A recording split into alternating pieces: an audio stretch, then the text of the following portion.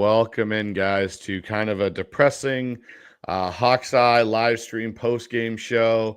It's me, Bryce Coots, and I'm joined with Michael Thompson of the Field Goal staff here. And yeah, obviously today is not kind of the way we thought it was going to go as Seahawks fans. We lose 17-13 to the 49ers at home, and it's definitely a tough pill to swallow, especially given the optimism that was going into this season and especially into this game.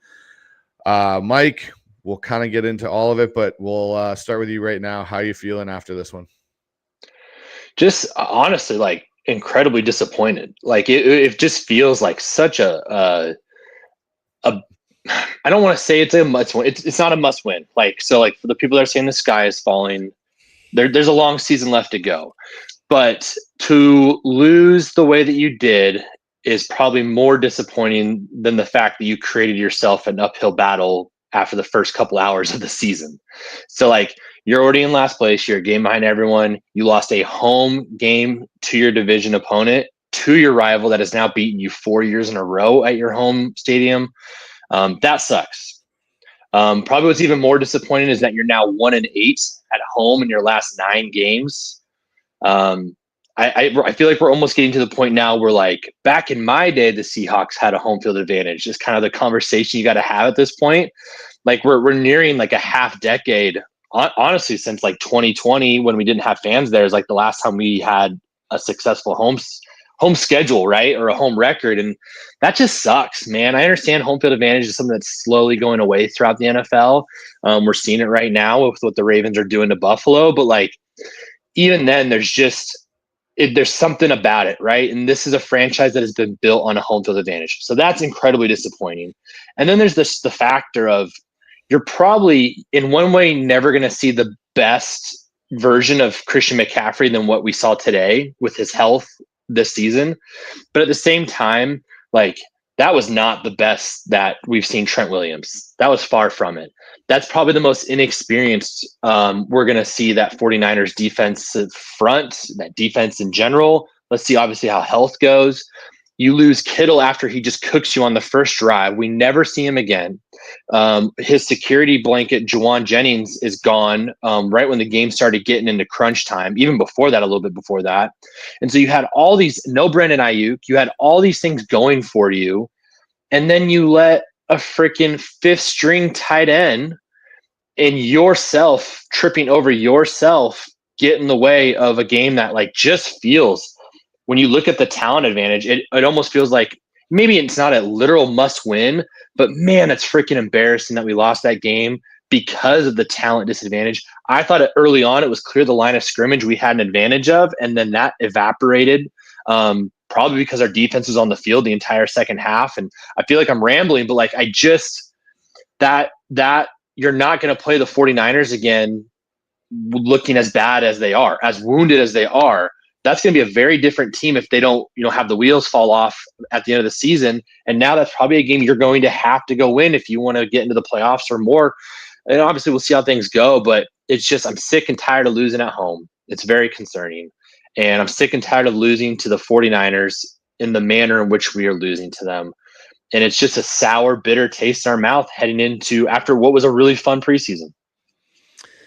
Yeah, I know, Mike. You kind of touched on a lot of those things. And before we really get into this show, guys, couple pieces of housekeeping just to take kind of care of here. One, guys, if you haven't already, subscribe to the channel. Really helps me out. I'm closing in on 1,000 subscribers, which is huge for the algorithm. We're like literally maybe 100 off, which is super, super great considering how new this show is to the YouTube algorithm. So I really want to thank all of you that have pushed this show and helped subscribe to it. But guys, we will get into more of this discussion right after this.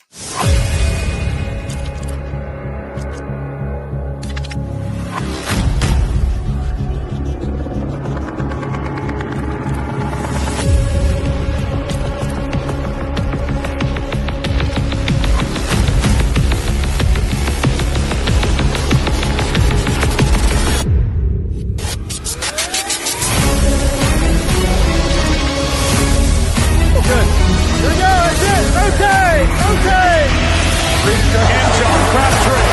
Broken up. Picked off. This game is over.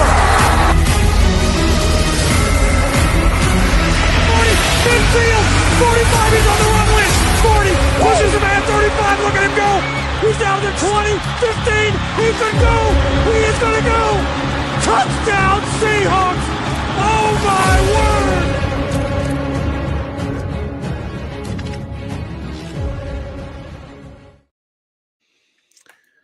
All right, Mike. So let's really dive into this. And viewers, if you're on Twitter watching, if you're on YouTube, get your comments into the chat on either panel.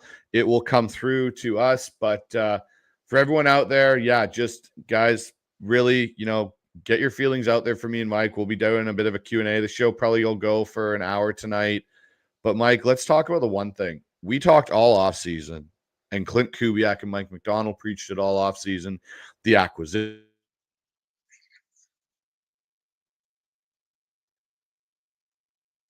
Oh, there we go. That was a bit of a glitch. All preseason, it looked like we were going to be that team that was going to be able to run the football. And then all of a sudden that disappeared this Sunday. Yeah, man.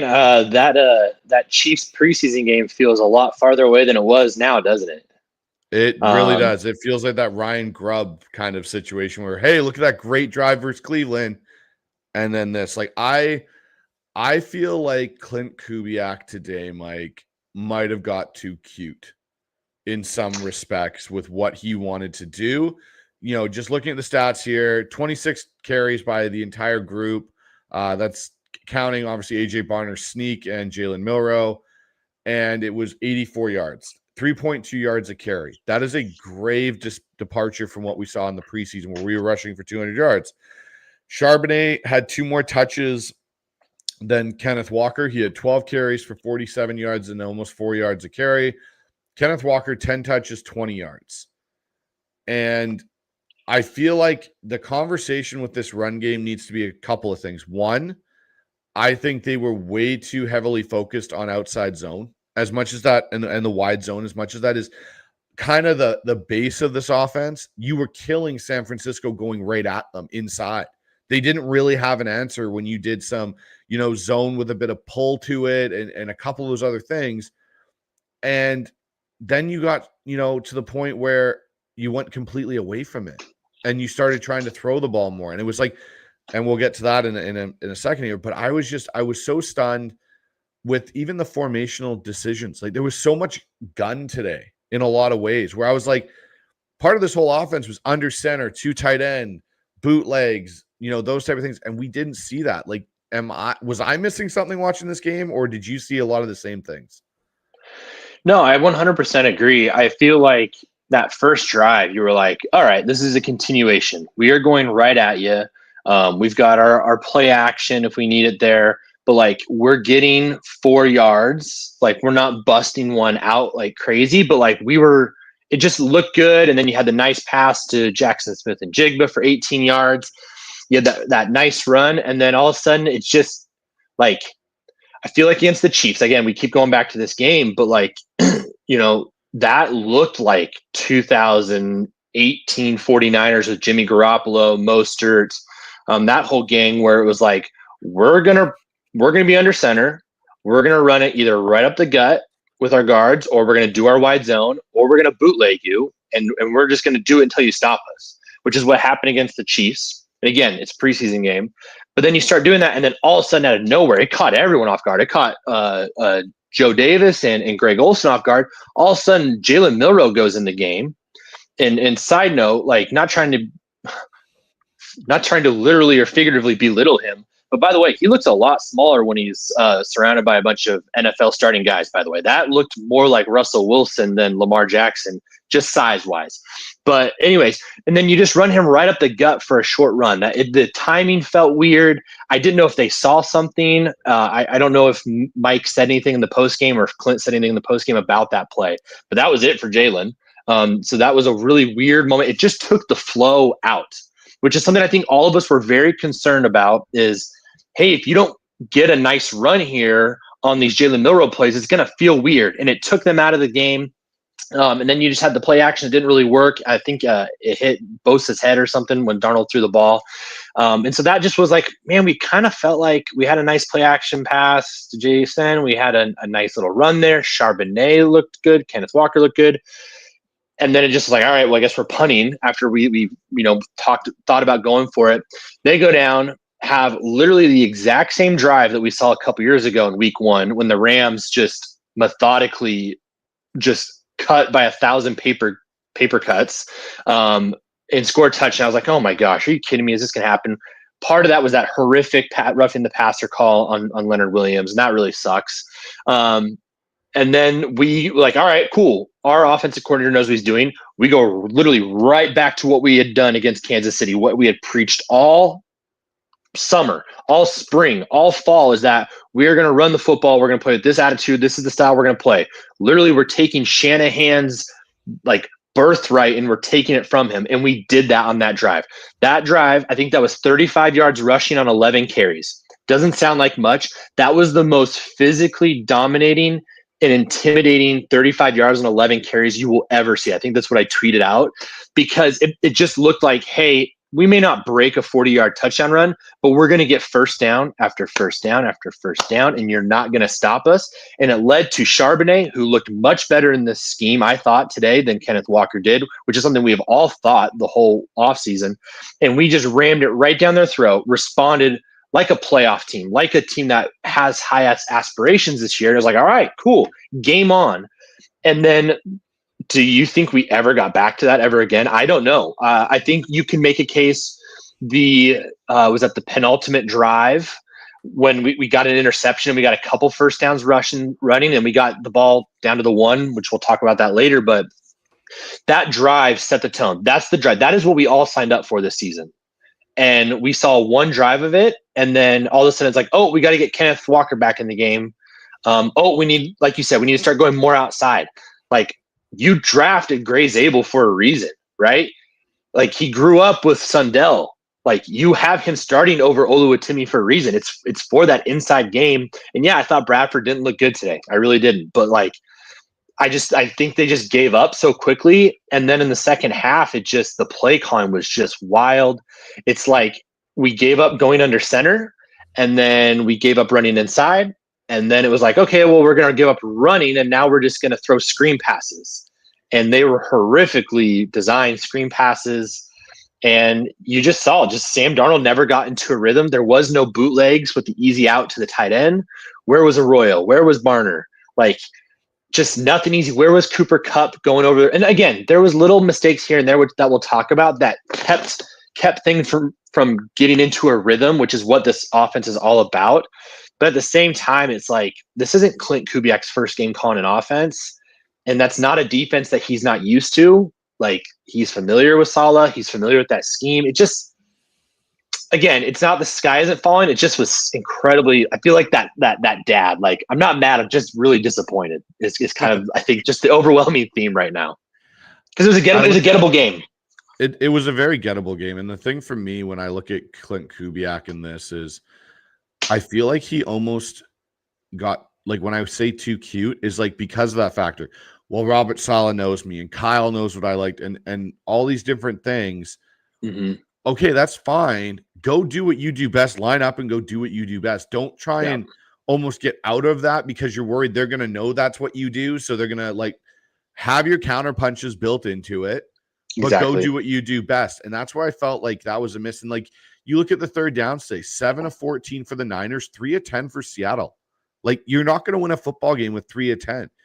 Like, the red zone numbers for both teams are kind of meh. It was 2 and 5 for the 49ers and 1 and 3 for us, which again isn't great. But time of possession, almost 40 minutes for the 49ers to 22 for Seattle. Like, we couldn't stay on the field. And that time of possession and the third down are interlinked. If you're not on converting third downs, you're not going to keep the ball.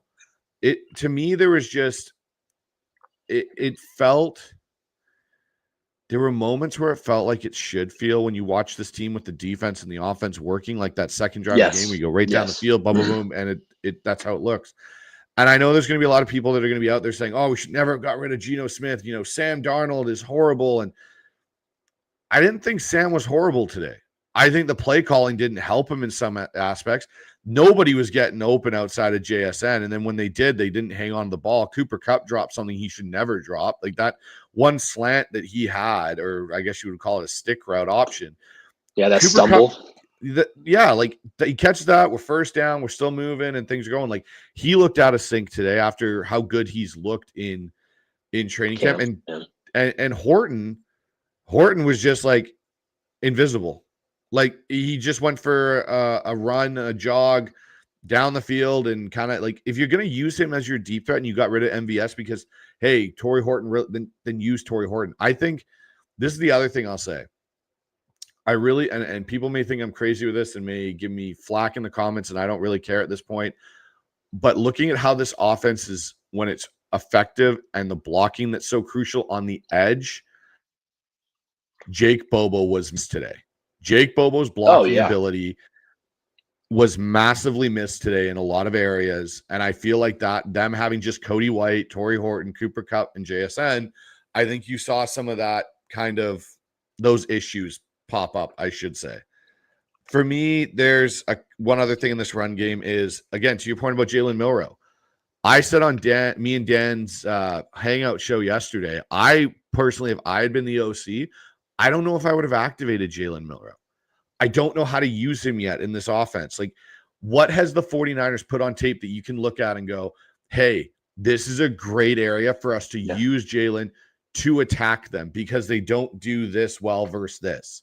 Like, that's what the Ravens did so well when they initially had Lamar was they knew based on what a team played in certain situations, here's the time we put our Lamar Jackson. And to your point, it didn't feel like that was the time to put Jalen Milroe in the game and run a QB draw when you haven't set it up for any point in the game. Like, that was the thing, I think, for me, having coached my game earlier today and then coming and watching that, there was no sequencing of the play calling. Everything felt disjointed. It felt like this. Like, you got a couple things locked, but it wasn't like that. And that's where, for me, I think, Mike's presser was really short after the game. I think there's probably going to be some very real conversations in that building of like what the WTF happened. We need to figure this out because you can't go into Pittsburgh and do the same thing. It's not going to work. And so let's talk about the other factor of this. Go ahead, Mike. Well, I was going to say, like, you've built everything on getting back to the run. Like, I think Mike's been pretty clear about that. Like, that is why Ryan Grubb is not here anymore, is because we abandoned the run game last year and we weren't tough enough and we couldn't get 1 yard. And when it mattered most, we couldn't get 1 yard against the Rams, and that cost us the division title last year. And there was plenty of other games where we couldn't get 1 yard that cost us a playoff shot. You built everything around this offense. You drafted to get to the point, but even with, like, if you don't believe in Jalen Milroe should have suited up today, I don't disagree with that. But you literally have done the tush push in preseason. It wasn't even a yard. It was maybe 1.5 feet, nothing more than like 15, 18 inches, like, in my opinion. And like, that's your moment.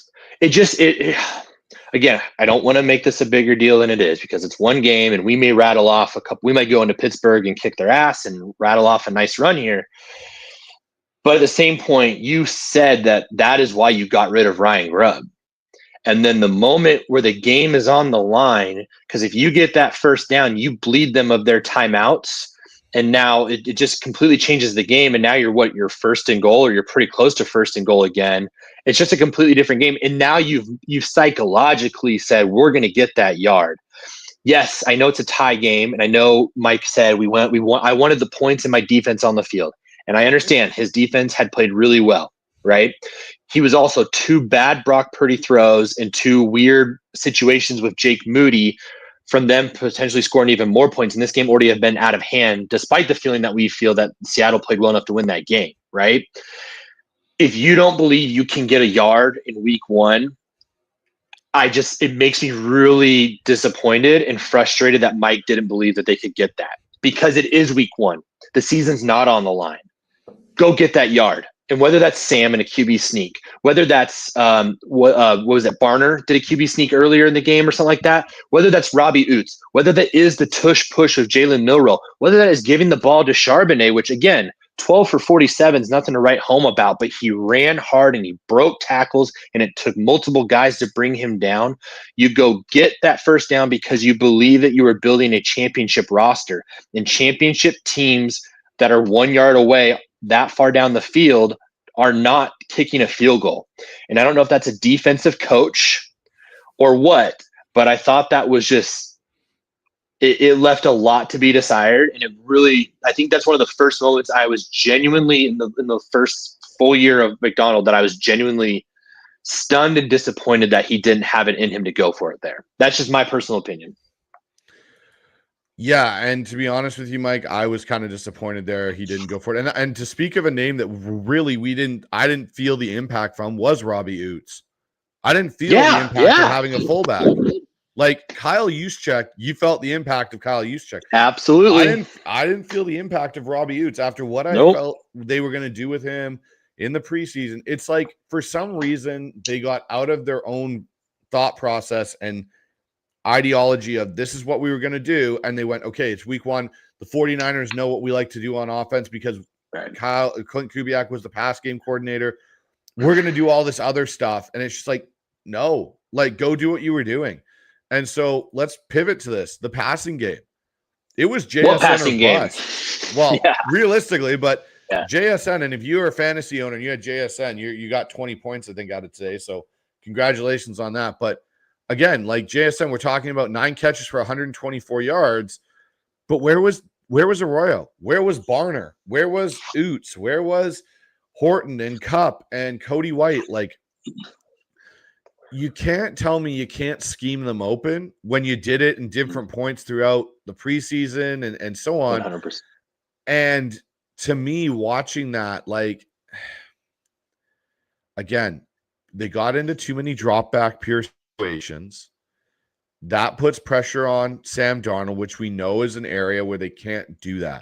You can't do that with Sam right now, especially in this new offense. And to the point about, Sam in this conservative kind of approach, like he threw for 150 yards, he was 16-23. Like, was it him protecting the ball, or was it a lack of trust in the system and the game plan and the receivers today? Well, that's what I'm confused about. Like, you kind of said that they put themselves in that position. I think they put themselves in that position. I think there was plenty of situations where they didn't have to drop back and pass, especially that third quarter was just horrific. And in that, I want to say that first drive of the fourth quarter as well. Like, it just, I don't think Sam played bad.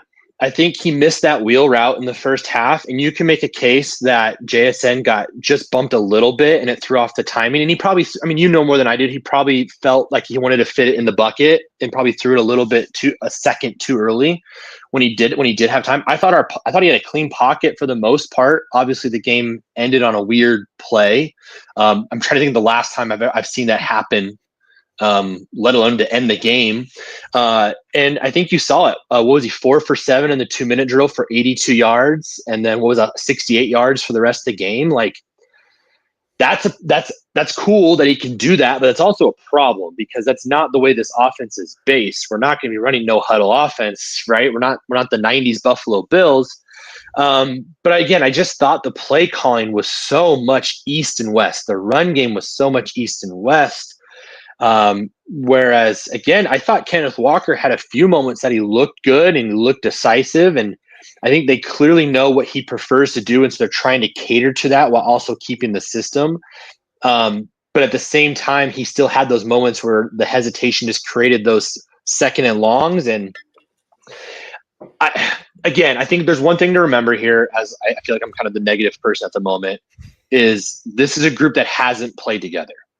Right? You chose not to do that in the preseason, for better or worse. And then you played a team that has been through a lot of shit over the last few years, good and bad, in San Francisco, but they are very connected, right?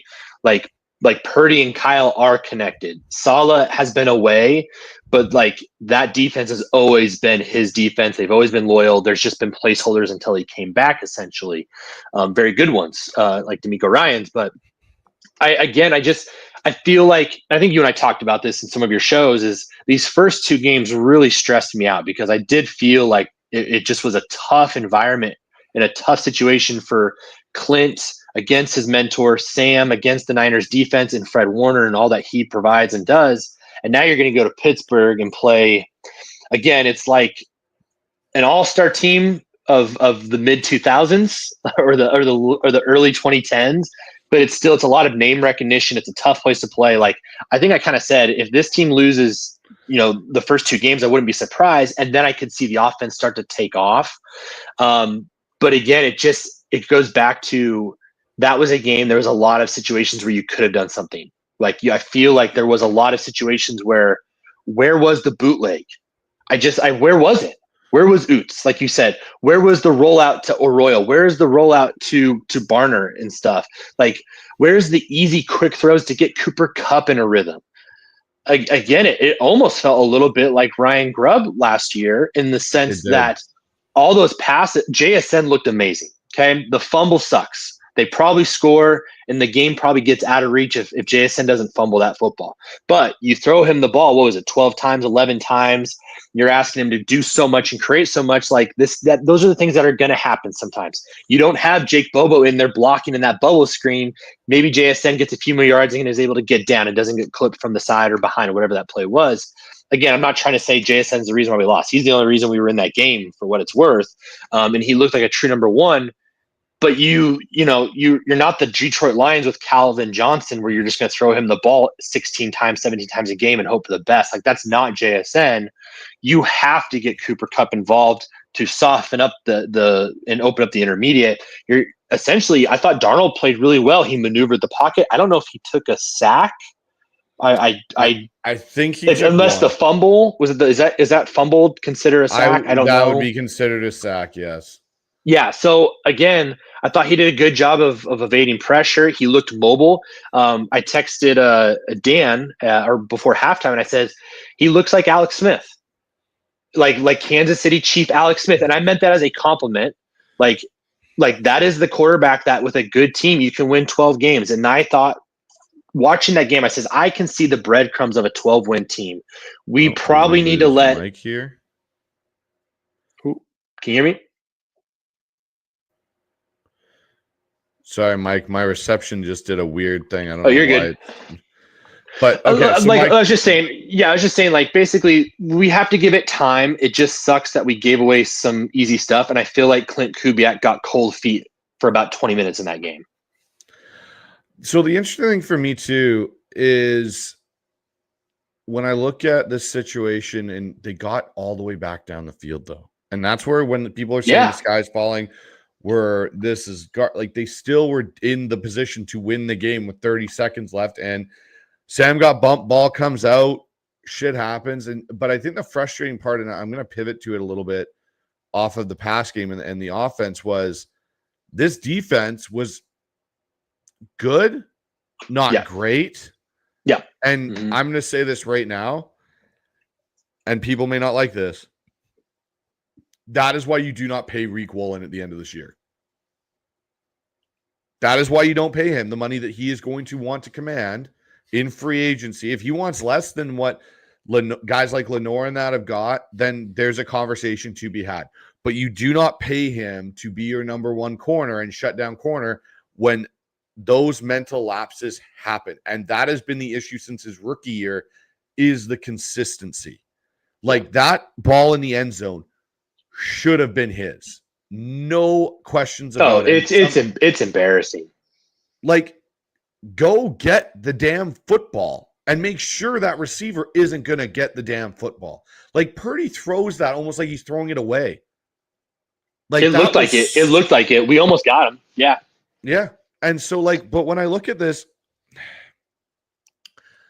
I feel the Nick Emanwari injury messed up a lot of this game plan because Ty Okada is not a box safety. He's not. Yeah. Like he's more of a free and can hang back and come in and fill. He's not meant to be in those spots. And once the 49ers figured out that's where they were going to play him, that became a massive bone of contention for us to get picked apart. And that's where DeAnthony Bell fits that role better. that's where he Yeah. makes that kind of, impact of, okay, cool, we lost Nick. Now we can pivot to DeAnthony and he can take over that spot and we're okay still. Like he's comfortable there. We're okay. When you had to put Ty there and he started getting picked on a bunch, then that meant that you had to bring Witherspoon inside. And then now he's not been used to practicing in there for a decent amount. You could tell on that one play, I think it was on the first drive of the game or second drive for the Niners, when they went down and scored their first touchdown, he's in the spot of that nickel where definitely Nick would have been playing, and he's trying to get communication call from Julian, and all of a sudden Kittle runs the over route and converts the third down, and it was like shit. Like that's where that defensive, game plan kind of went to crap in some sense. The defensive line played well, and Derek Hall, I thought was probably him and D-Law were probably our two.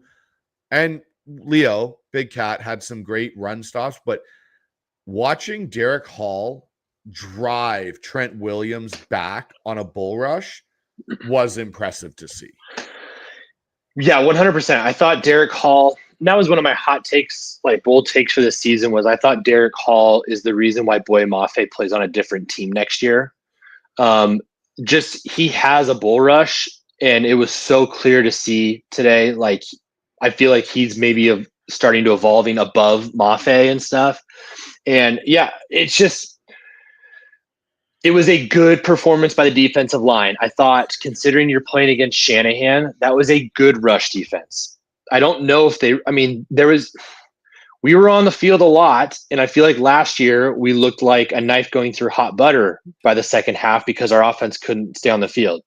Our offense couldn't stay on the field this week. And I thought the defense, it definitely took some hits, but then every time push came to shove and it got to that 2nd and 2, we would wall up twice and force a 4th down play or force a Moody field goal, which was really hilarious and fun to watch. I think it's very clear we're missing a speed edge rusher. Like we're a body short.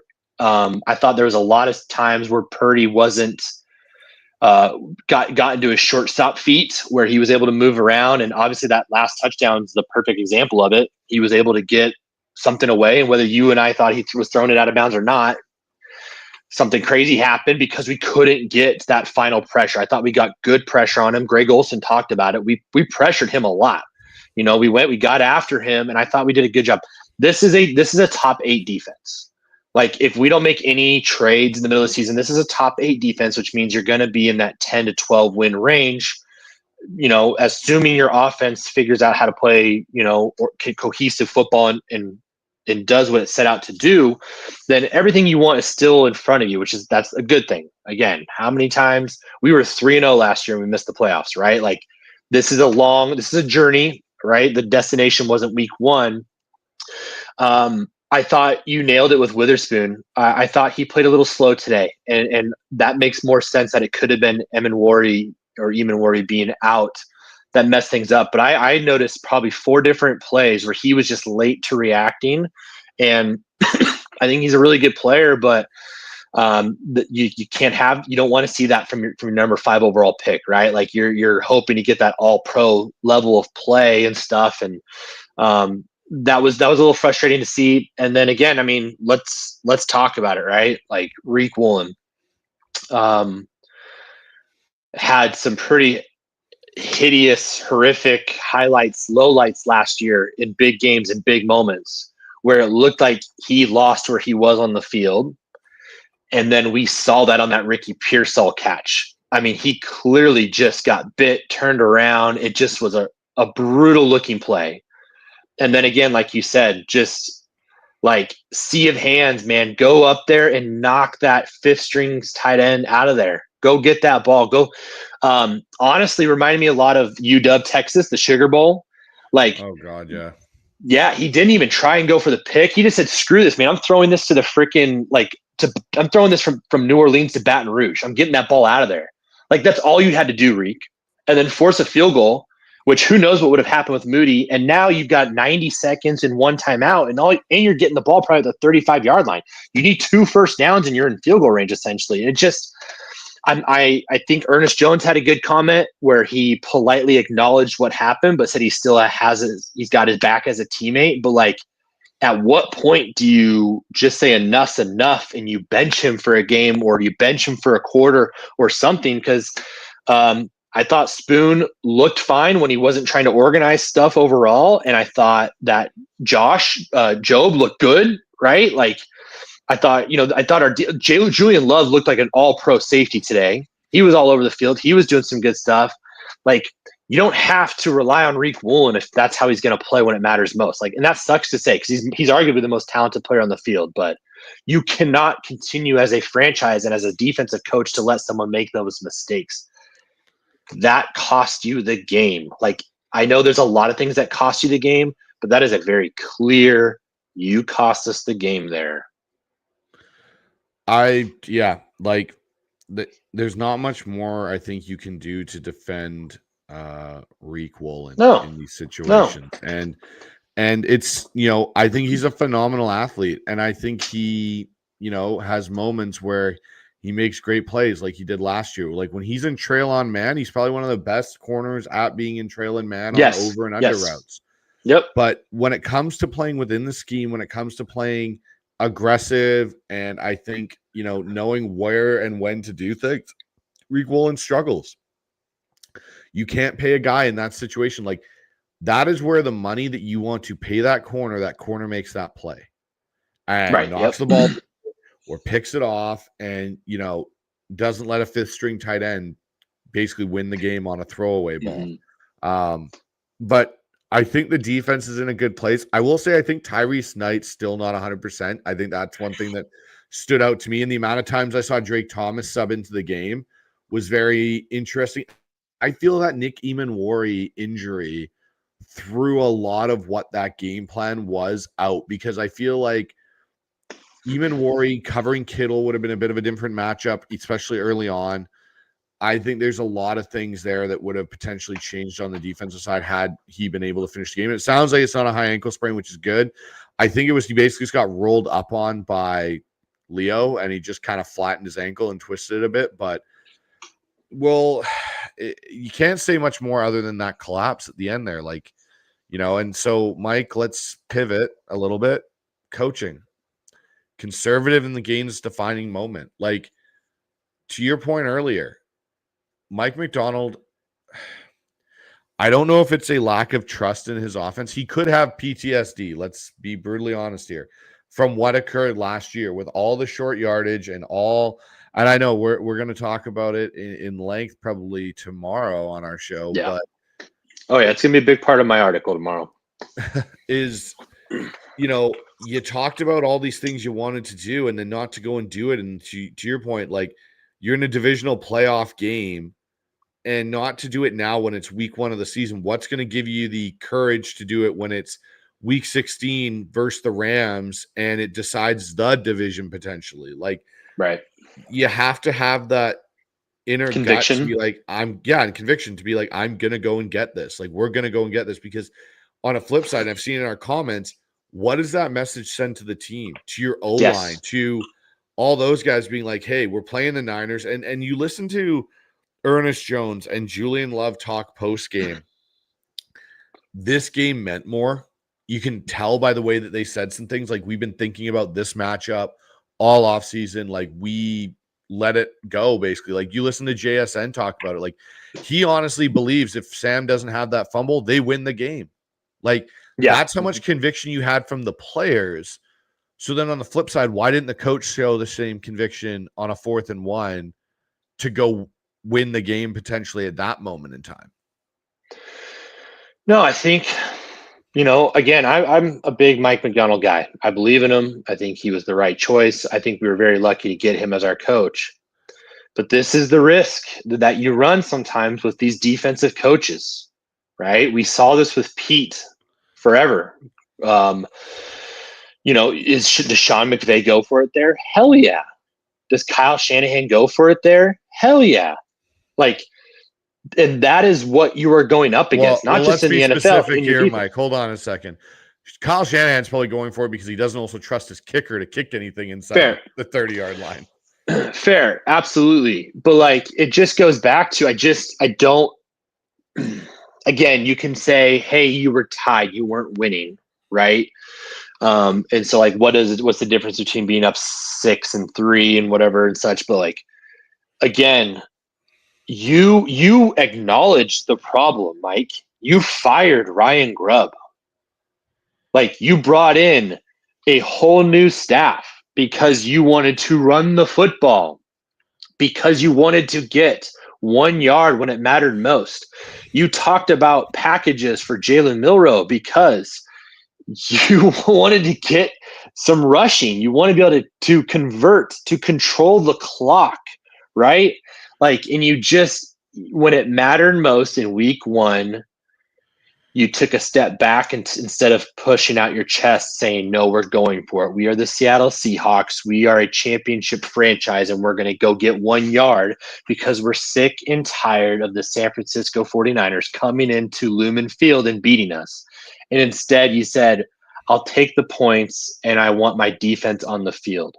You never, ever want to hear a head coach, even if you have the Legion of Boom, the no-fly zone, the 85 Bears, the 2000 Ravens, Ditka, Billick, Pete Carroll, right? Kubiak, Mr. Kubiak. You never would hear them say, I want my defense on the field. No, you want to run out the clock. You want to embarrass a team and take their soul at the line of scrimmage. That is how football is won. You know this as more than anyone else. Like that is where you win football games. And it wasn't a full yard. It wasn't a yard and a half where they say it's a yard. It was less than a yard. Like I feel like I'm getting myself worked up again, but like that was it, man. That was all 3 timeouts or possibly 2 minutes off the clock. That was the game. You could have conceivably ran out the clock almost and kicked a field goal, with not much time left if you wanted to. It changed everything. And it just gave Kyle's like, all right, I'm down 3 with the ball with 4 minutes to go in Seattle. I'll take that every single week of the season if that's what you're going to tell me I get. And that's the difference as of right now between a Mike McDonald and another coach, like an offensive coach. And until Mike proves me otherwise, I'm going to consider him a defensive coach, which makes me and a lot of other analytical heavy people that maybe I don't always agree with on everything, but they're going to keep harking on defensive coaches. And that's why you get an offensive coach. That's why you get an offensive coach, because he's not going to chicken shit there at the end. And that's what it feels like. Yeah, no, that's a moment you have to, because even if you don't get it, so say you don't get that first down, but you at least go for it. They're in their own 20, 15 yard line, whatever it is. Yeah. But even, and I'm going to pull this up out of the chat right now because, Mookie Alexander brought up a really good point that was even on my thought process. If you go for it and you convert it and it still leads to kicking a field goal, you have changed the clock dynamic in this game, and it may force San Francisco to use their timeouts. Oh, it 100% does. Because they don't have the same time afforded to them to move down the field. And that's where this there's a couple of coaches, like plays of significance in time going for it on 4th down that stand out in my mind. One is the 2013 NFC Championship game where we get the Niners 4th and 7. And 4th and 7. We're at midfield and Pete decides to go for it because Hauschka's not comfortable with the kick. They get him to jump, they throw it, it works. Okay, that's one. The other one is when the Baltimore Ravens came in here at Earl Thomas's 1 year with the Ravens. And Lamar walks over to John Harbaugh and says, no, we're going for this. And then proceeds to run it in for, I think it was a touchdown or the first down. And for Mike to be on that staff, I believe at that point, I think he was a linebackers coach. To see that from John Harbaugh, who is a special teams coach by trade, not a offensive-minded guy, but to have that conviction to go, you think that would have rubbed off to an extent. And that's where I wonder sometimes with Mike, if he's still not 100% comfortable in some of the decisions he has to make now as a head coach, where before it's something that's easier. And trust me, as a coach myself, those aren't easy decisions. You're rattling through your brain in 30 seconds all the ways it can go wrong, not all the ways it can go right. And so it's that negativity factor in there. And that's where also I think Clint Kubiak needs to go to Mike McDonald and be like, we can get this. Yes. Here's the play. We're going to go get this. give us the ball. And that's where I wonder even if Clint didn't do that. Maybe Clint was like, no, Mike, it's your call. Like, if that's me in that situation, and I am so confident in what we have built this offseason in our run game, right? I'm saying Robbie Utes and we're putting Barner out there, we're putting Sauber there, we're putting Charbonnet, and we are going to go run right down your throat, San Francisco.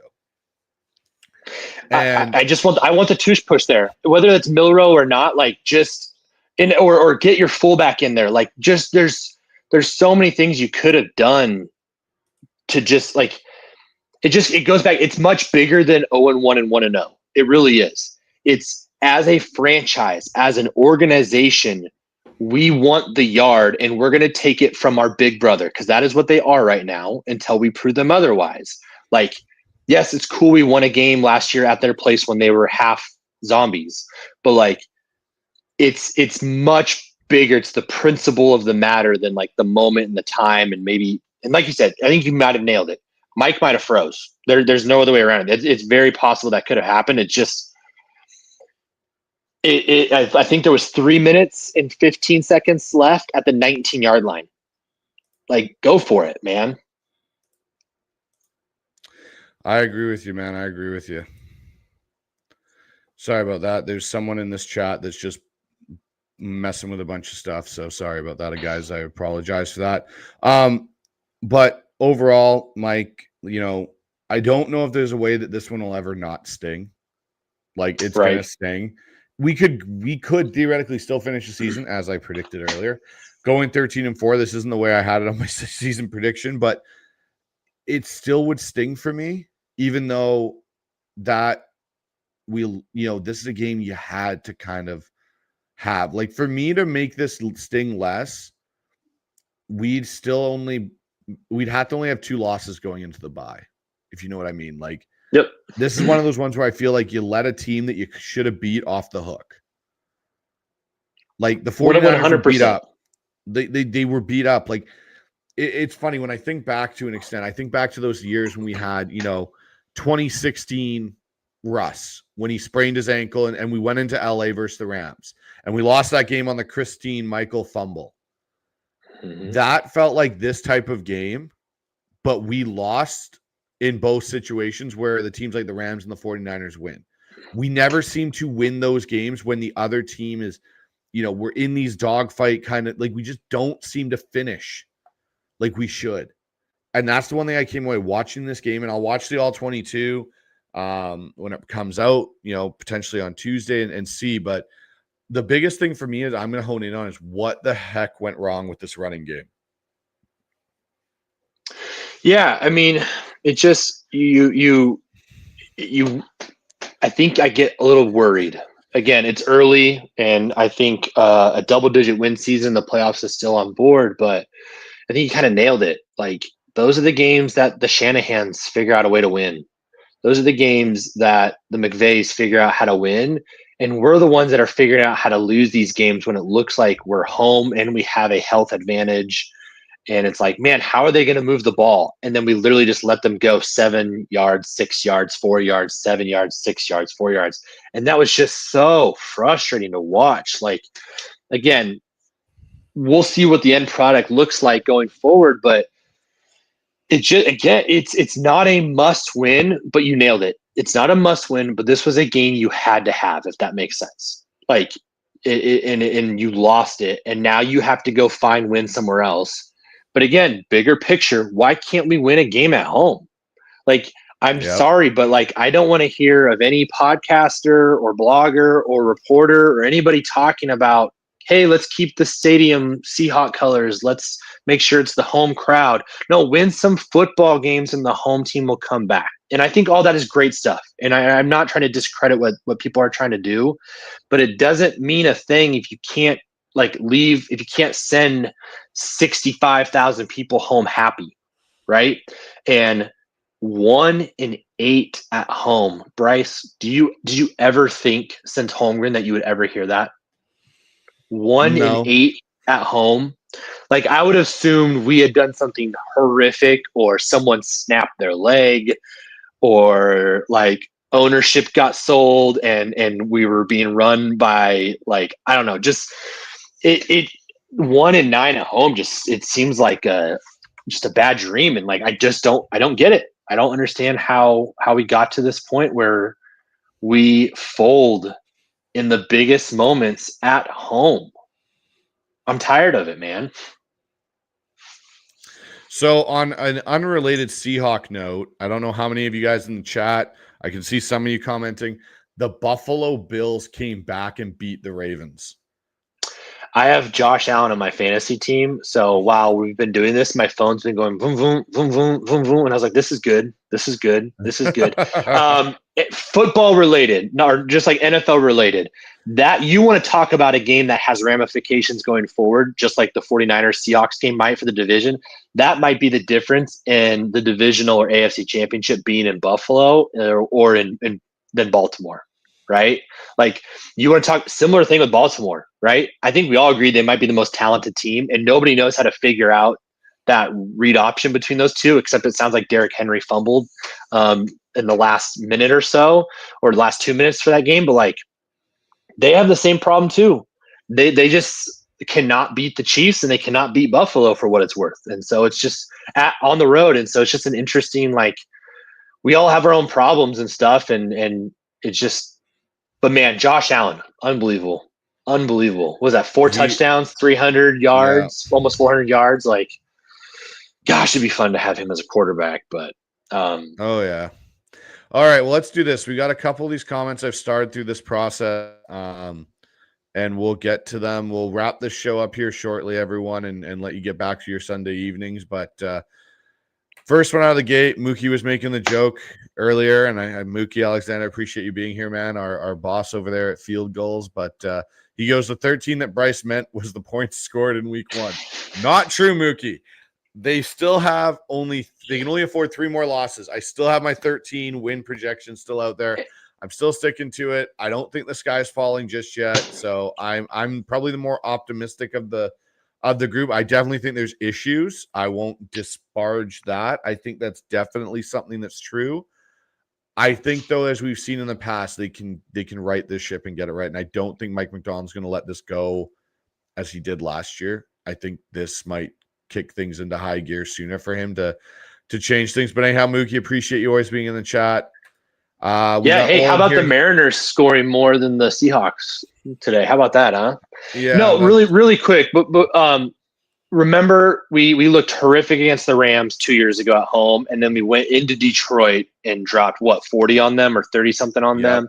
Like, this loss will sting a lot less if you go beat Aaron Rodgers and DK Metcalf in Pittsburgh. Oh, that would be so sweet to do that, the 10 a.m. game. But all right.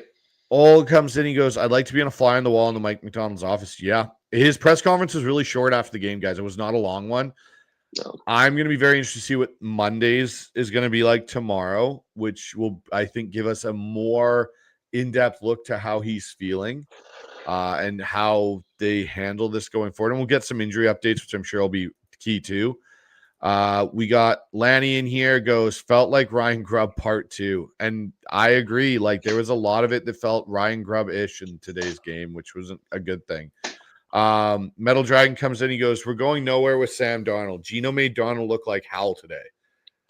Sorry, Metal Dragon, man. Like, I disagree greatly with that. I give Gino credit. What he did today in New England versus a rebuilding franchise there, I think was really impressive. I'm not going to take anything away from what Gino did or what Gino did here that was really impressive.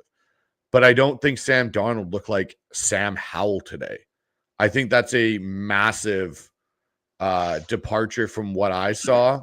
As you know, one, he didn't throw the ball right to a linebacker staring him in the face in cover 2 like he did against Green Bay. And I don't think it's necessarily completely fair to compare these two quarterbacks just yet. Talk to me when it's week 10 of the regular season. We'll see where these guys are at. I think there's, a bit for Gino, there's a bit more familiarity going and playing with Pete. And there's familiarity with Sam and Clint, but Gino's played under what Pete's like as a head coach. Sam's never really played under Clint calling plays. It's a familiar terminology offense for sure, but I think that's a little bit of a massive overreaction in some respects. But thank you for the comment. All comes back in just one game, you guys. Yeah, no, you're right. It is just one game. If it becomes two, it could be a little bit more scary. Sonny comes in. Bryce, what is the deal with the split carries? Is Walker's time done in Seattle? I've said for a while, I don't think Ken Walker gets an extension in Seattle. And I think today kind of, didn't help cases for him. He is playing. So we'll have to see what happens there. But it's interesting because Kyle from South Park, didn't know we got a South Park. That's cool. I love Kyle from South Park. Goes, Walker has 1 foot in retirement. He literally has done a YouTube video with the caption, "I almost quit football. He doesn't want to play." We don't know that. I don't think that's the case yet. But I will say something seems off with the relationship between Ken Walker and this coaching staff. I will say, though. There's some friction there because even Mike McDonald in press conference during training camp, you could tell the frustration with him not practicing. And I think you saw some of that today on the field. Mookie comes back with, that was an inexcusable 4th down decision by McDonald. Genuinely think that Pete would have gone for it, and he's notoriously not aggressive. Yeah, that's fair. Yeah, I definitely agree. I mean, that's back in the Russ years. That's a classic read option, with a chance for Russ to run outside and throw out on the flat is kind of what you're looking at there. And I'm fine with that. I also think back in the heyday, you just run that ball up the gut if you've got the OG gang. And again, I'm not going to keep saying it, but you built everything to be able to run for 1 yard and you chose not to. Yeah. Agreed. Yeah. Where was it? Where was the play action today? Where was the beautiful bootlegs to the outs to the tight ends that get to run freely for 12 yards? Where was Oots? Where was what has made Cooper Kupp potentially a Hall of Famer if he was more healthy over the last few years? It's literally those bootlegs and those crossing routes. Where were they? Yeah. Yeah. No, I know they basically weren't the staple. Yep, it is. David comes in, goes, Hall just misses pushing Williams into Purdy with great effort on the TD. Bosa pushes Lucas into Darnold, fumble. Game of inches. Yeah.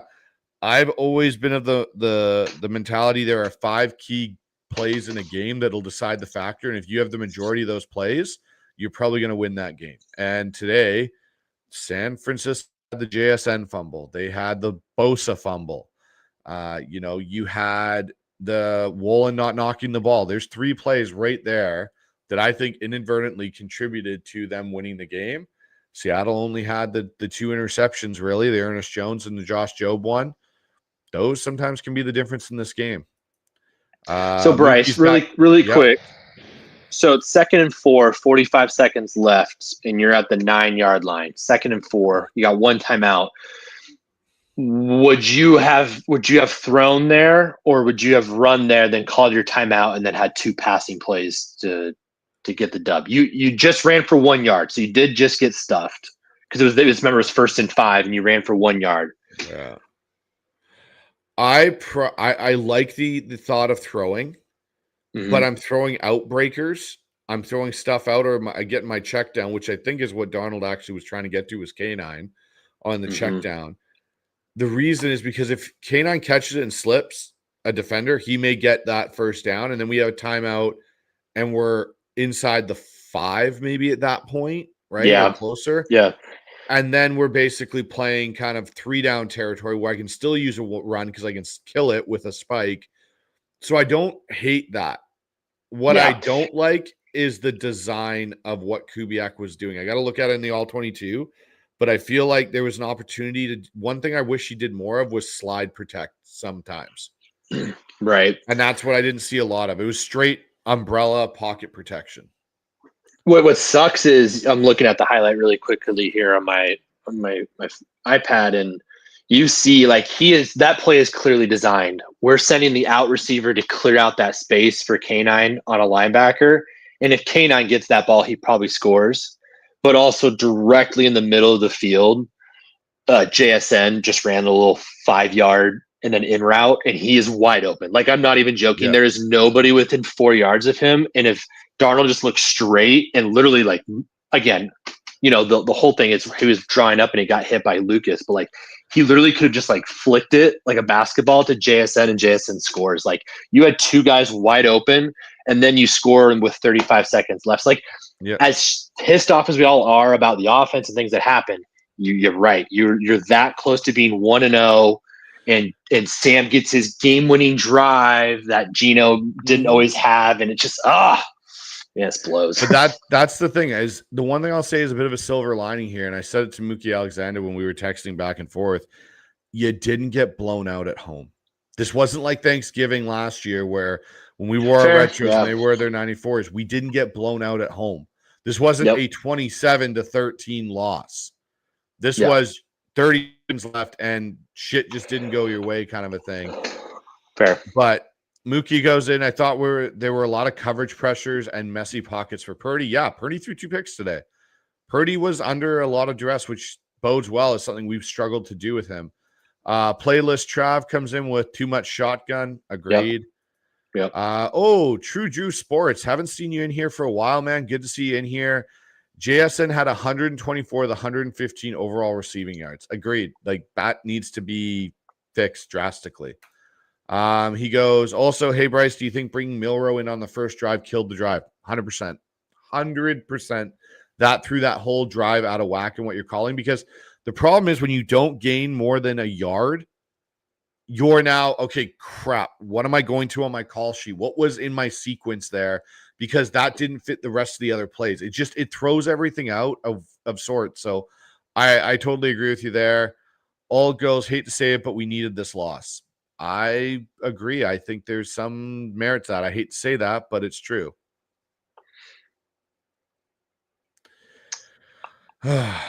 It's not the way we wanted this to go. But guys, I appreciate everyone being in the comments here and being, a part of tonight's post-game show. These will happen following every Seahawks game, win or loss. It'll either be Mike joining myself or Mookie Alexander, one of the two. They'll alternate. But what I'll say is this: we do have some cool upcoming content this week on the Hawks side here.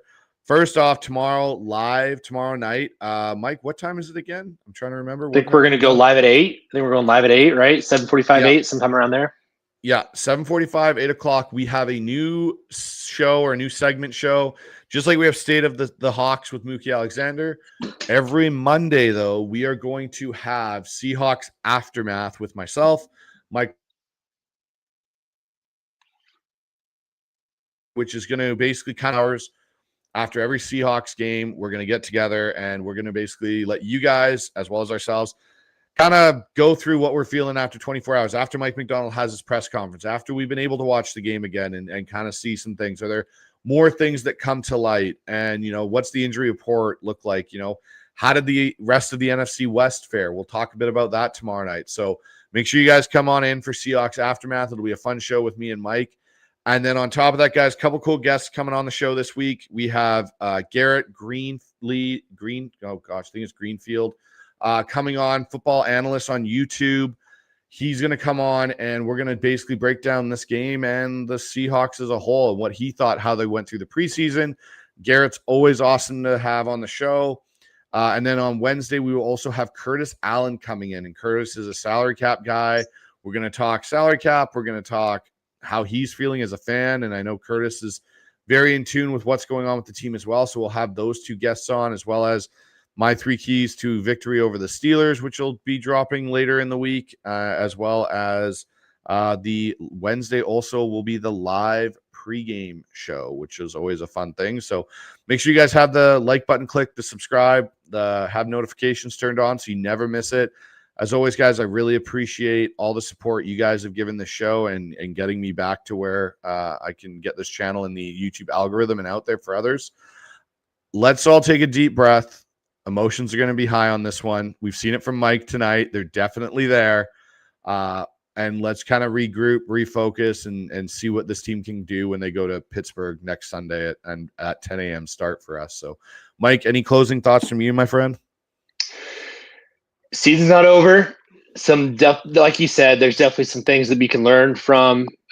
Chance for them to get better and learn from this. It might be a painful lesson. Hopefully, it's a good lesson to learn, though, than a precursor to a rough season ahead. And again, like you said, game of inches away from being 1-0, and let's start the journey to getting to 1-1 and going from there.